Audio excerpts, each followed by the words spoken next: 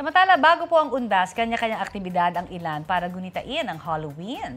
Gaya na lang sa Molo District sa Iloilo City kung saan isang parada ang ginawa kasama ang mga bata at kabataan. Ang kanilang bihis, gaya sa mga santo. Ayan, bumida nga po ang mga biblical characters sa parada ng mga santo ng San Jose Obrero Parish. May ilang nag-ala Jesus Christ, meron ding hari, mga apostol at anghel.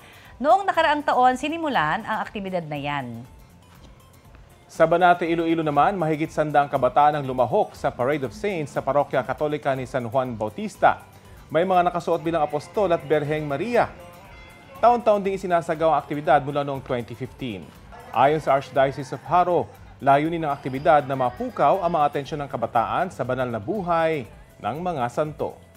Sa Lawag, Ilocos Norte, mabenta naman ang atang o pagkain na iniaalay para sa mga yumao. Gawa sa iba't ibang kakanin gaya ng patupat, linapet, pilais at busi. Madalas yang iniaalay tuwing undas o padasal sa mga yumao.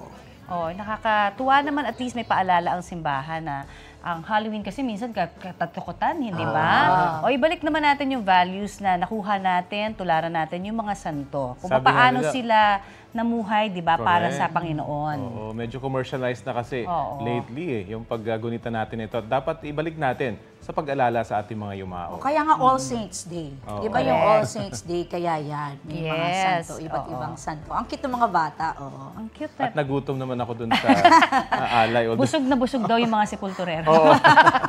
At